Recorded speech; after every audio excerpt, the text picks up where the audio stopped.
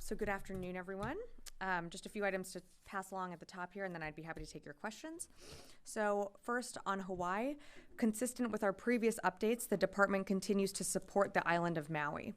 As of this morning, approximately 674 DoD personnel, including 567 National Guardsmen, are actively engaged in the coordinated response to the Western Maui wildfire. U.S. Army Pacific is executing 8 approved mission assignments, and forces remain postured to support additional mission assignments if requested.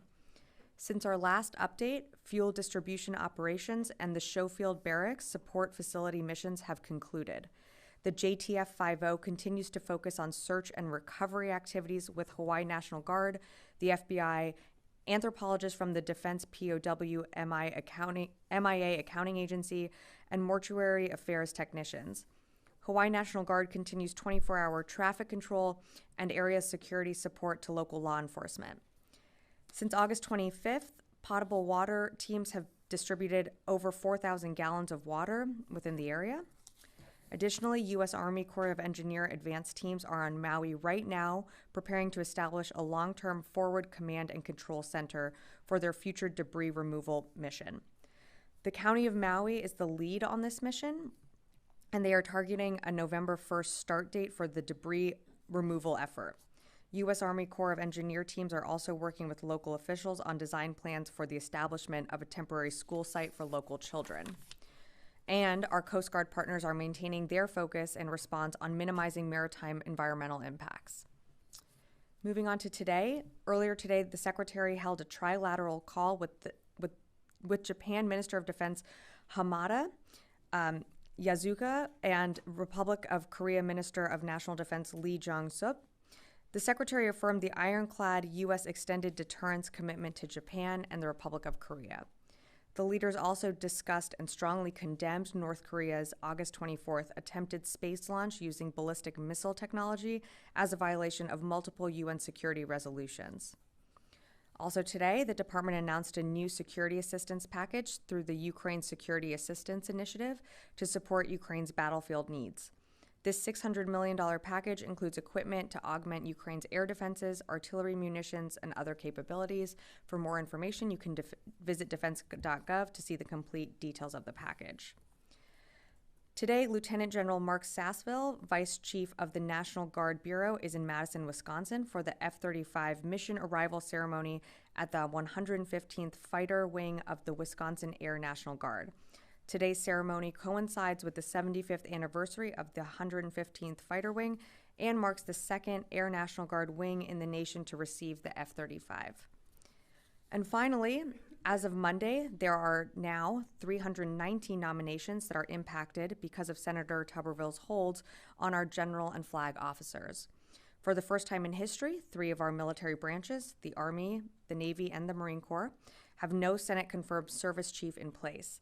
Instead, these jobs and other jobs across the department and the force are being performed by acting officials.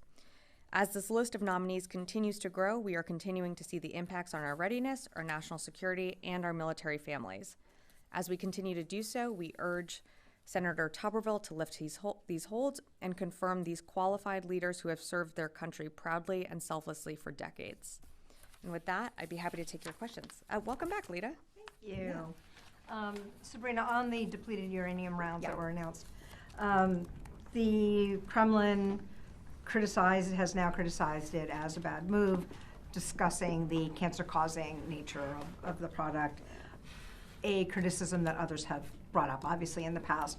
What is your response to people who are greatly concerned about that aspect of this weapon?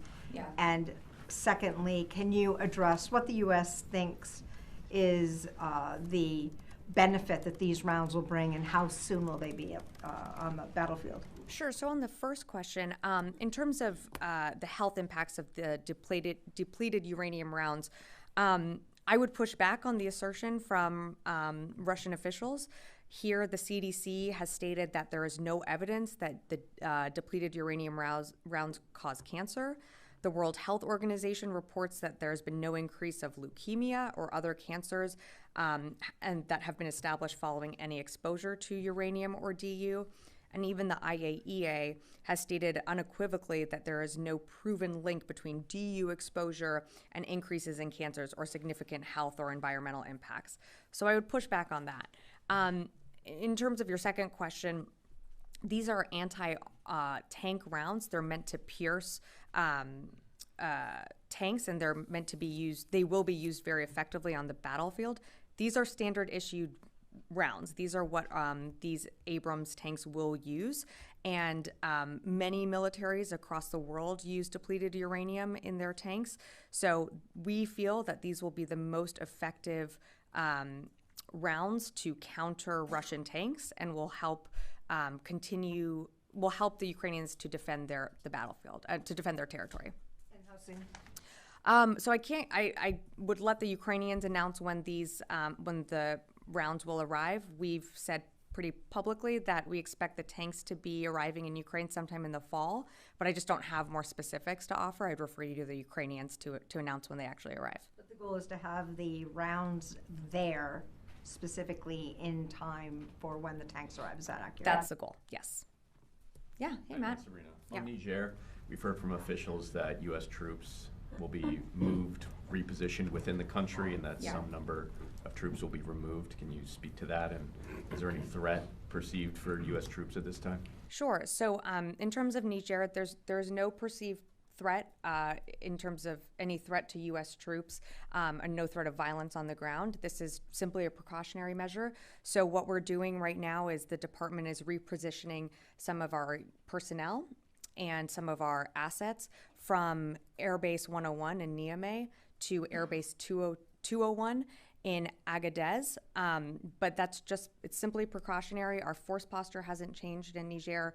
Our position remains the same, that we hope that the situation on the ground gets resolved diplomatically, but would just reemphasize that there's no immediate threat to U.S. personnel or violence on the ground. Okay. Is the U.S. conducting counter-terror missions out of the country at this point? At this time, we're still really confined to the bases. We are, again, moving personnel and assets, but we're not conducting joint operations or training with the Nigerian military at this time. Thank you. Yeah, or A follow on Niger and then another question. Sure. So why do this? What changed that the U.S. decided to move personnel and equipment if there's no perceived threat or no threat to U.S. troops? What prompted 6 weeks after the democratically elected government was overthrown the U.S. to make this decision? it was, again, just out of an abundance of caution. We felt that because our force posture is not changing within the country, but we felt that it just out of an abundance of caution for our personnel and for our assets in the area, that rather than keeping them close in Niamey, that it would be safer to move them out to Airbase 201 in Agadez. And so that's exactly why we took, I would say, prudent military planning to safeguard our U.S. assets and just to protect our U.S. personnel. Is this tied to the resistance the French are seeing to their forces being there? There is no tie to this. I would, again, this is out of a complete abundance of caution. There is no tie to what the French military is doing right now. We are confident that, or we are hopeful that diplomatic talks will continue and that the situation in Niger will be resolved diplomatically. But right now, out of an abundance of caution, we are just moving our some of our personnel and our assets to Airbase 201. And then just another topic. Sure. A Florida man attempting to cross the Atlantic Ocean in a human hamster wheel was brought in by the Coast Guard after 5 days, and it's his fourth time attempting this. I know you don't speak for the Coast Guard, but will there be imagery, and how frequently has the Coast Guard or the Navy intercepted human hamster wheels off the coast of the U.S.? You know, really didn't have that on my bingo card today. I would refer you to the Coast Guard, and thank you for the question. I'm going to go to the phones on that note. Laura Seligman, Politico.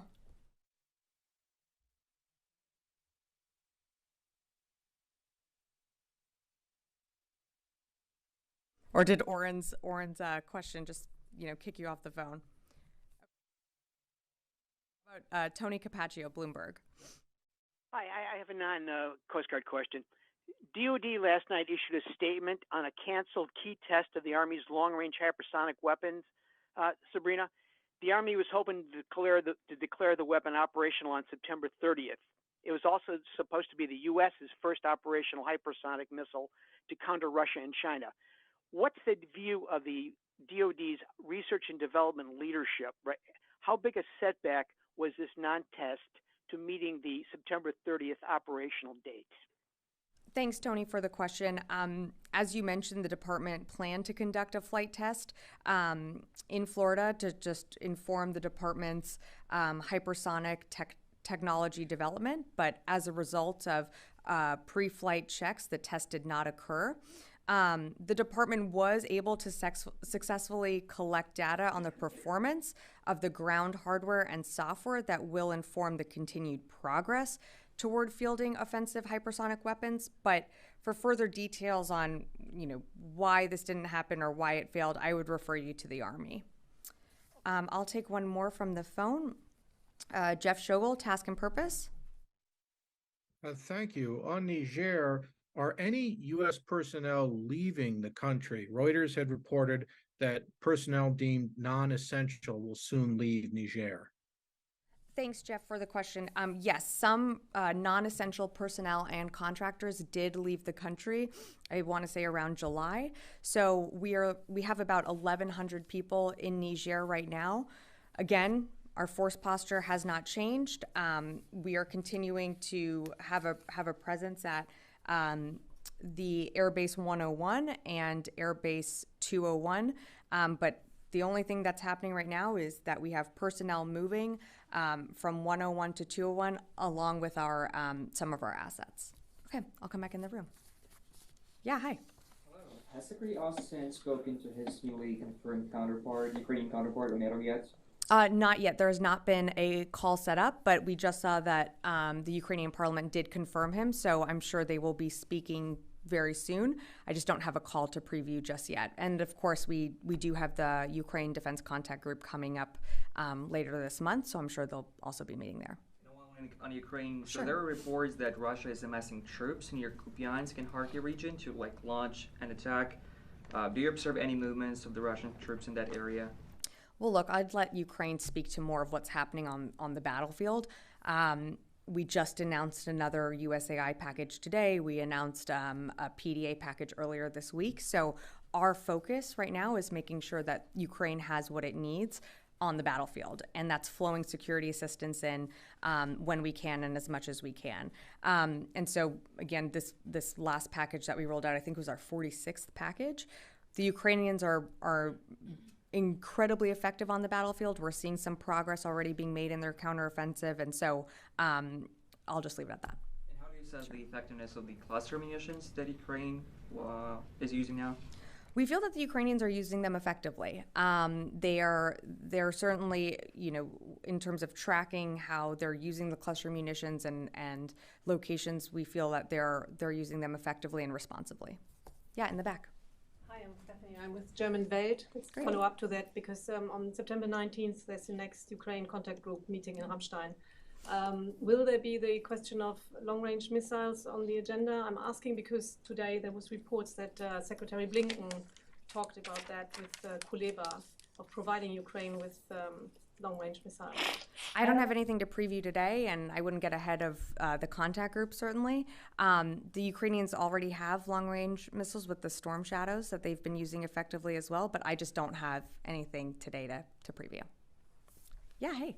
Thanks, Sabrina. You mentioned the nominations that have been put on hold and some of the impact that's having. Is that putting at risk any modernization initiatives, or is it more of a concern just about general readiness and some of the hardships on personnel that are related to that? I think it's both. When you don't have a confirmed leader in that position that would oversee a modernization effort, you're talking about someone that's going to set the vision for that command or for that department. When you have someone on hold or in a limbo state, of course that's going to impact the mission. But absolutely it's having an impact on our readiness. It has an impact when we engage with allies and partners around the world. And as you probably saw recently, 3 of our secretaries wrote in an op-ed just about some of the impacts that they're seeing on each of their services. And one of the things is we're not, the message that is being sent to allies and partners, but also to our adversaries. We know our adversaries are watching this right now. And at a time when we have a war raging in Ukraine, at a time when we have the rising challenge of China growing in the east, we need our Senate-confirmed military leaders in place to meet those threats and challenges all around the world. Great. Yeah, hey, Will. Do you have can you provide any figures on the number of forces that were repositioned or the non-essential personnel who left, even rough? I don't have exact numbers for you. I can just tell you that there are about 1,100 folks remaining in Niger right now. I don't have the exact numbers of when folks were leaving, but it was non-essential personnel and contractors. So I would direct you to AFRICOM for more information on that one. Yeah. Hold on, a follow up on that. You Okay. said just a few minutes ago that you want to say, I want to say around July, that was when the non-essential personnel and contractors left. Yet we've been told repeatedly, including this past Tuesday, throughout August by both General Ryder and yourself, that there had been no change to force posture or presence within Niger. Why are you now telling us that forces came out in July and we've been told repeatedly that there have been no changes? There have been no changes to our force posture. There's You been said no August changes. 8th, nothing has changed in terms of our force posture Yep. or presence within Niger. Clearly, if you're pulling personnel and contractors, there has been a change that we should have been told about when we were asking. Well, I guess maybe I should have been a little bit more clear when some of these changes were being made. But again, it was non-essential personnel and contractors that were, okay, I'm just gonna leave that were leaving Niger. Some folks I know left earlier in I believe in July for medical reasons. So again, we're talking about non-essential personnel and contractors that left Niger at a time when, again, we still have an incredible presence within the country with over 1,100 folks, or about approximately 1,100 folks still there. We're not pulling people out right now. We're just moving U.S. personnel and assets to Air Base 201. So our force posture still remains intact. And, I would just leave it at that. But if personnel left the country, regardless of whether they were U.S. military or not, they're part of the U.S.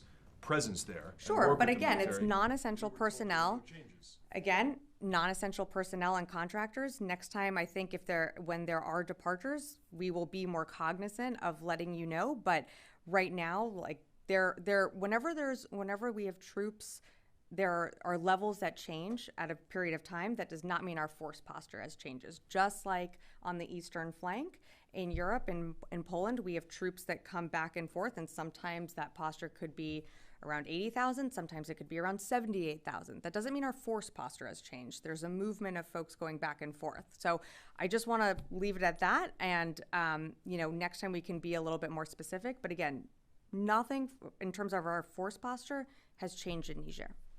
Rio. Yeah. Sure. I want to follow up about the Secretary's call with Yeah. his Japanese and South Korean counterparts. The three ministers discussed a multi-year exercise plan in the call. So what domains are you going to focus on with Japanese and South Koreans moving forward? And what is the timeline to draft such multi-year plan? Sure. Well, I won't get ahead of anything that was discussed. Right now, we're still building that multi-exercise plan, and we don't have a timeline of when that's going to happen or when exercises are going to take place, but that's something that certainly was discussed. And they did highlight the effort to fully operationalize early warning missile data information sharing this year, but that's as far as I'm going to go on that. Yeah. Hi, Erin. Hi. So as you were telling Oren, that it says we have troops that come back and forth, and sometimes postures could change.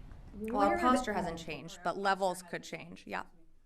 Where are they going back and forth? Is it just back and forth from base to base? Where are they going back? For the and folks that left, forth? They're like leaving- non-essential personnel or contractors? Is that what you're referring to? Yeah, just any number that is there. Are they coming back in the country? Where exactly? Right now, they're just moving out of the country. I don't have specifics of where they're going. Contractors, obviously working under contract, would go back to their company, but I just don't have more specifics of where folks are moving. I'm still lost of the number change. So even if they're personnel, I think we shouldn't focus so much on the numbers fluctuating, but more on the posture itself. Our force posture, hold on one sec, let me just answer. our force posture within Niger hasn't changed. Yes, we are moving assets and personnel to a different air base further outside of Niamey in Agadez. But in terms of our mission there right now, of course, some things are put on pause right now, but overall, our force posture hasn't changed. We did have some people leave in July. I believe that was before there was the military takeover. So some folks did leave in July for medical reasons. I think we had some contractors that had left. But in terms of like where other personnel are going and leaving, I don't have more information for you on that.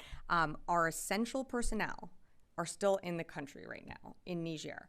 That's 1,100 people, and so they're still there, and I'll just leave it at that. I can go back to Lita and then. Can you just take the question, Sabrina, because I think On which one? On the total number of contractors and non-essential personnel who left, and was it before, after, during, was it as a result of the impending or coup? Can you just give us that? I think what has been mentioned in the past was that some troops did, a very small number of troops left due to health and other issues. Yeah. I think that's been out there, we knew that, but I think what people hadn't known was the non-essential personnel and contractors. If you could give us a number on those, and I think just because it's late in the day for AFRICOM, you all must have it. If you can just give us, I can definitely I'm happy to take the question, but again, I just want to reemphasize here that it is not with some folks leaving in and out,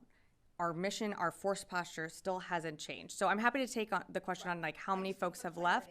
Sure. Because clearly what you're saying, if I'm not confusing this, is the number of active duty troops has remained largely the same. Is that accurate? Yes, all right. That is correct. But I think again, it would we're talking help about if you give us those other numbers. Sure. We're talking about non-essential personnel and contractors. Active duty essentially remains intact. I'm going to go to the phones real quick, and then I can come back in the room for just two more.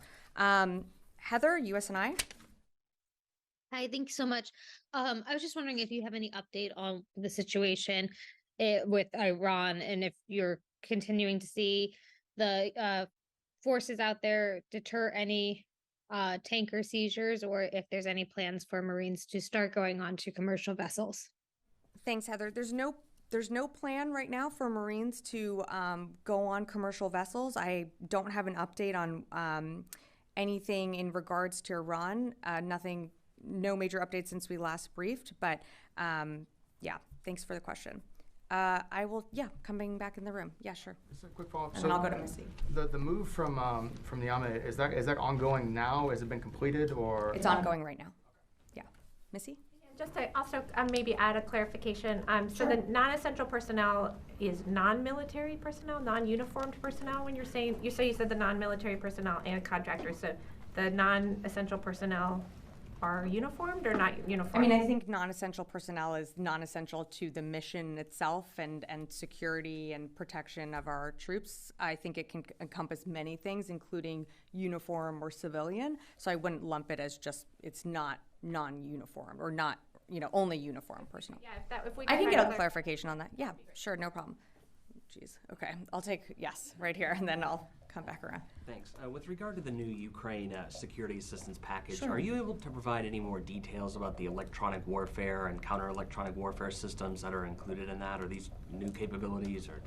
I don't have more details to provide. Again, I would just direct you to the website and our fact sheet we've provided online, but I just don't have more specifics to add to that. Yeah. Sure. After these developments in the countries in West Africa, like Niger, then Gabon, before that Mali, how much these developments affect on the U.S. operations against the terrorist groups and organizations in this area? And does the U.S. or do they keep the same numbers of these operations, or it's getting decreased because of these developments in these countries? Well, it's certainly something that is concerning. The United States and this administration continues to advocate for democracy and peacefully elected leaders. And so that's why you're seeing a commitment in Niger right now and the hope that the situation there gets resolved peacefully and through diplomatic means. And not to sound like a broken record here, but that's why you have not seen a change to our force posture.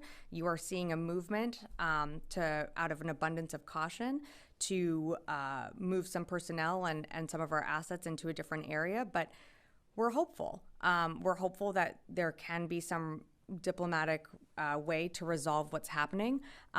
We're certainly not supportive of military takeovers of a democratically elected leader or government.